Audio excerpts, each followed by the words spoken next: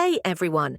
Apart from affixation, compounding, and reduplication, there are a few other ways words can be created.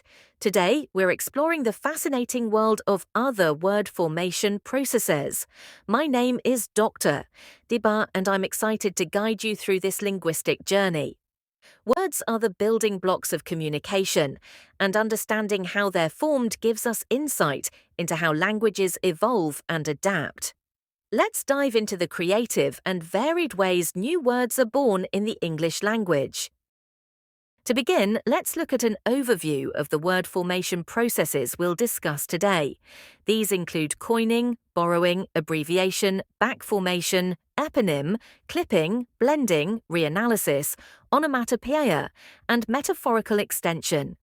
Each process reflects the dynamic nature of language and how it responds to social, cultural, and technological changes.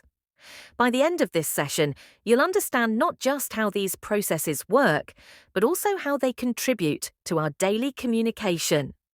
Let's start with coining.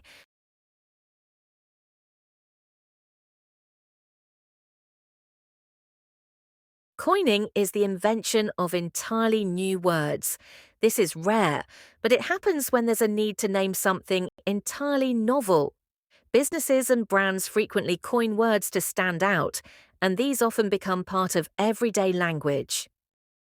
In Malaysia, we have examples like Panadol, which is synonymous with painkillers, Colgate for toothpaste, Colgate for toothpaste, Colgate for toothpaste, and Maggi for instant noodles. Next is borrowing. Borrowing occurs when one language adopts words from another. This often reflects historical or cultural exchanges. The nativization of pronunciation is a universal phenomenon when words are borrowed across languages, as seen in the journey of tobacco. Originating from the Arabic tabac, the term was adopted into Spanish as tabaco, aligning with Spanish phonological rules by softening the final q to co. It then travelled to Finnish as tupakka, where Finnish phonology added double consonants and vowel shifts. Similarly, in Malay, it became tembakau, reflecting Malay's phonetic patterns. These adaptations demonstrate how languages reshape borrowed words to fit their unique sound systems, ensuring ease of use and comprehension. For example, the English word assassin originated from the Arabic word hashashin, which means hashish eater.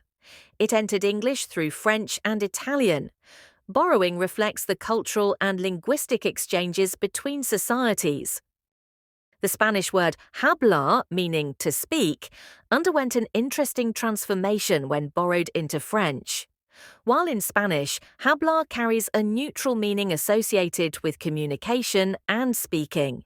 Its French counterpart, hable, took on a different and more negative connotation, meaning to boast or to brag.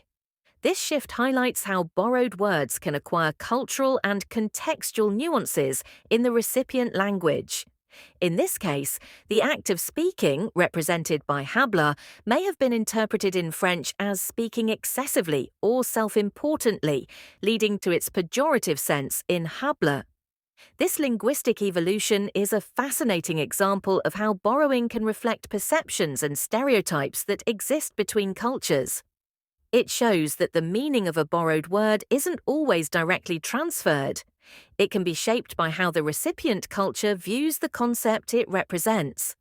Such cases remind us of the rich interplay between language, culture, and perception, and not to forget the Malay language's contribution to English language, such as the word lepak, which is now listed in English Oxford Living Dictionaries. The third process is calquing. Calquing, or loan translation, involves directly translating the components of a word or phrase from one language into another. A great example is the English word hot dog, which has been calqued into Spanish as perros calientes, literally hot dogs. The Spanish phrase preserves the structure and meaning of the original English term, even though the literal translation might sound unusual. Another example includes loanword in English, which is a calque of the German word Lehnwort. English blue blood, referring to the royal bloodline, comes from the Spanish sangre azul. Calques often reveal fascinating cultural perspectives. For instance, the Chinese phrase Hao Ju Bu Jian, meaning long time no see, has become a casual English expression. What calques do you know in your own language? Next, let's look at abbreviation. Abbreviation is the word formation process in which a word or phrase is shortened to save time and effort. This is often used in contexts, such as for mail or official documents, where certain words must be written and read repetitively. For instance, terms like professor for professor or doctor for doctor streamline communication, while retaining the essential meaning of the original words. Abbreviation is an umbrella term that encompasses various processes of shortening words or phrases to enhance brevity and efficiency. These include initialism, acronym, pseudoblend, truncation. Initialisms like DNA or FBI, where each letter is pronounced individually.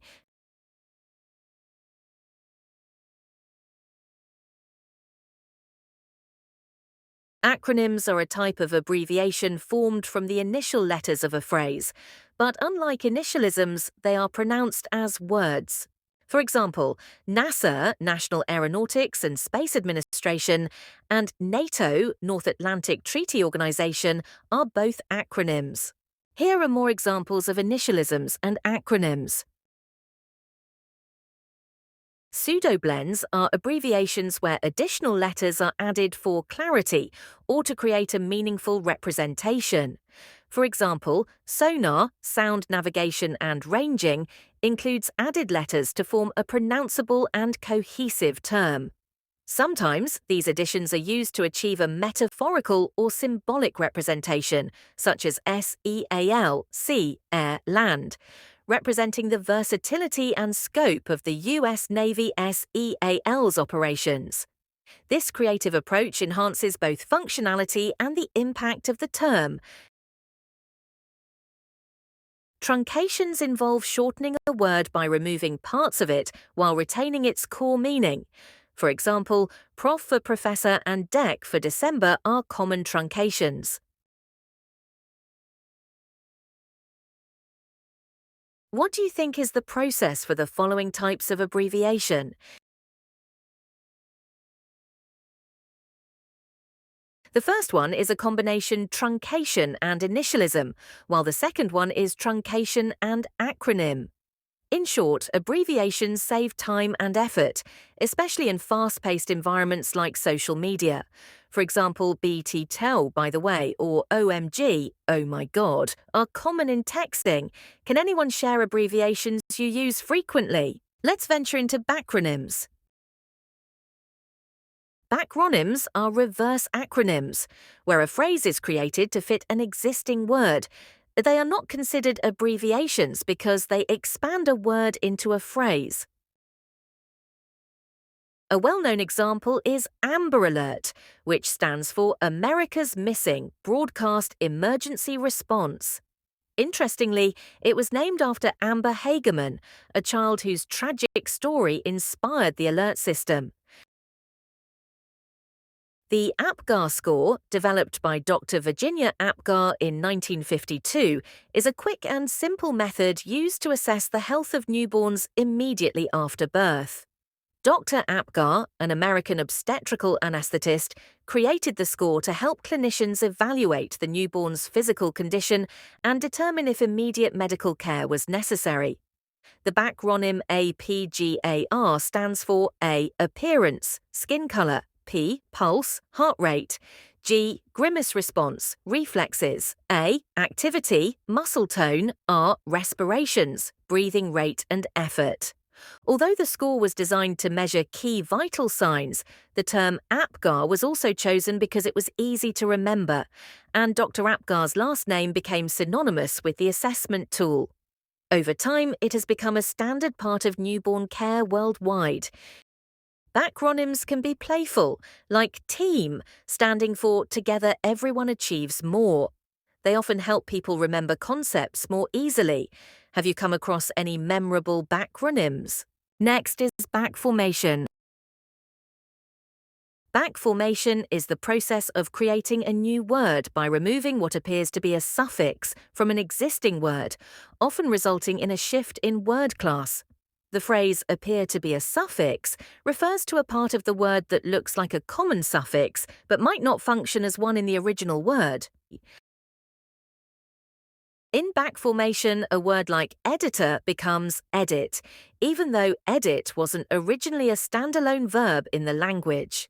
The transformation of editor into edit essentially reverse engineers the word, making it appear as though the verb edit came from the noun editor, even though the verb only emerged after the noun had already been established. Eponym is another interesting process. Eponyms are words that are derived from the names of people, places, or historical events. These terms honor the individuals, locations, or occurrences they are named after. The word sandwich comes from the 4th Earl of Sandwich, John Montagu, who is credited with popularizing the practice of placing meat between two slices of bread. According to popular legend, the Earl was an avid gambler, and, while engaged in long hours at the gaming table, he requested that his servant bring him some meat served between bread. This allowed him to continue playing without needing to use utensils or interrupt his game to sit down for a proper meal. His habit of eating this convenient and portable meal led others to adopt the practice, and eventually the food became known as a sandwich in his honor.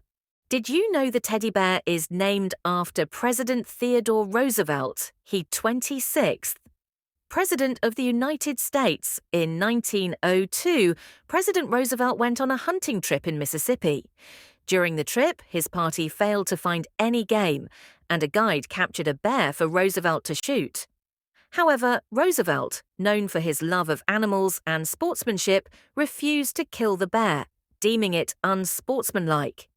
The incident was widely covered in the press, and a political cartoonist, Clifford Berryman, created a cartoon showing Roosevelt refusing to shoot the bear. This inspired a toy store owner, Morris Mictum, who, with his wife, created a stuffed bear and named it Teddy's Bear in honor of the president's action. The toy quickly became popular, and the teddy bear was born. Other examples include nicotine, coming from Jacques Nicot, who introduced tobacco to France, and cheddar cheese originates from a village named Cheddar in Somerset.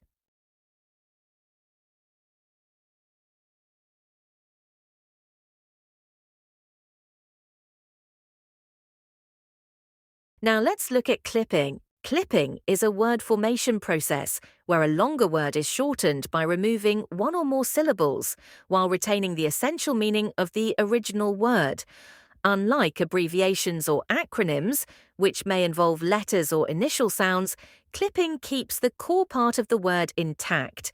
For example, telephone becomes phone, refrigerator becomes fridge, and advertisement becomes ad. Clipping can occur in various ways, such as final clipping, apocope, ad, advertisement, doc, doctor, initial clipping, aphoresis, shoot, parachute, roach, cockroach, medial clipping, syncope, removing the middle part of a word such as maths, mathematics, final and initial clipping, flu, influenza, fridge, refrigerator. Clipping is often informal and is commonly used in everyday speech to make words easier and quicker to say. Complex clipping, as the name implies, is more involved. It is the shortening of a compound word by preserving and combining its initial parts, or first syllables. Examples include sci-fi for science fiction, rom-com for romantic comedy, kugiran for kumpulan gitar rancak. Complex clipping is a phenomenon in Indonesia currently. Words like nasgor for nasi goreng and mager for malas gerak. Clipping and truncation are similar in that both involve shortening a word, but there are subtle differences in how and why they are used. Clipping, this process shortens a word by removing one or more parts of it, but it usually retains a recognizable portion of the original word. Clipping can result in forms like phone from telephone or exam from examination, where part of the word is removed but the core meaning is preserved. It is typically informal and often used for convenience in speech. Truncation. Truncation also involves shortening a word, but it can be more arbitrary or systematic, particularly in contexts like computing, where a string or data is cut off after a specific length. Truncation might not necessarily keep the core meaning of the original word intact, especially when it is done mechanically, e.g., cutting a file name short. While clipping is a specific kind of shortening used in everyday language, truncation can apply more broadly to any process where part of something is removed. Blending. In blending, parts of two words are combined to form a completely new word.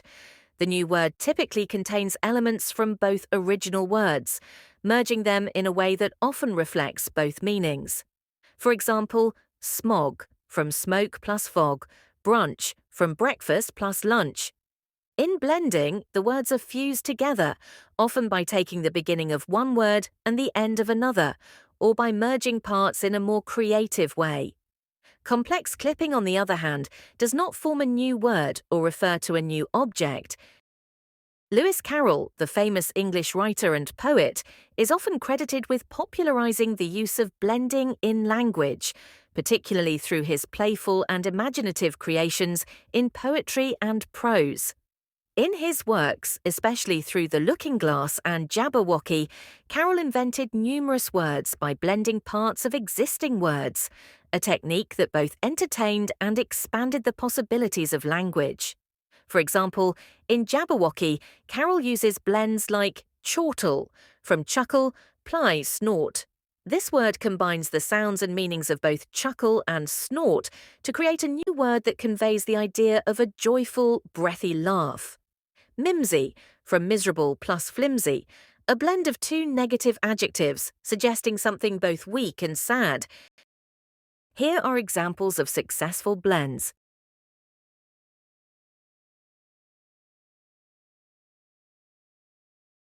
Reanalysis. Reanalysis is a linguistic process where the structure or meaning of a word or phrase is altered or reinterpreted based on a shift in perception, often due to changes in usage over time. It occurs when speakers misinterpret or reinterpret a linguistic form, leading to changes in how words or phrases are understood or constructed. For example, the word hamburger comes from the city of Hamburg, Germany, but speakers might reanalyze it as ham, a type of meat, plus burger, a common suffix for a sandwich, even though it originally referred to a beef patty. The reanalysis here leads to a misconception about the word's true origin. The new morpheme burger is now used to create new words, e.g., cheeseburger, tofu burger.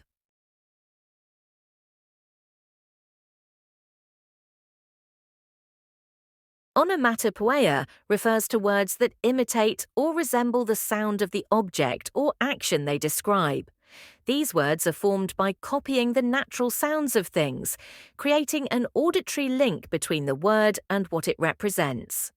Onomatopoeic words are often used to enhance writing, making descriptions more vivid and engaging by mimicking real-world sounds. Examples of onomatopoeia include buzz, the sound of a bee or a similar insect; crash, the sound of something breaking or colliding; splash, the sound of something hitting water; creak, the sound of a door or floorboard moving slowly. Onomatopoeic words can be found in many languages, though the specific words may vary as different cultures perceive and represent sounds in unique ways. In literature and comics, onomatopoeia is often used to create a sense of realism and immediacy, making actions or events feel more dynamic.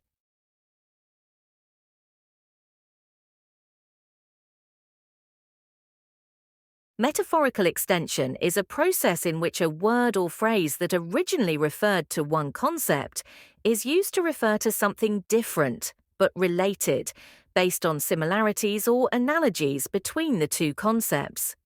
Essentially, it's the extension of meaning from one domain to another through metaphor. For instance, virus now refers to computer threats, and surf describes browsing the internet. Over time, these metaphors become so common that we forget their origins. To wrap up, we've explored a variety of word formation processes, from coining to metaphorical extension. These processes demonstrate how language evolves to meet new needs and reflect cultural shifts. Understanding them deepens our appreciation of language's creativity and adaptability. Thank you for your attention. I'd be delighted to hear your thoughts or answer any questions.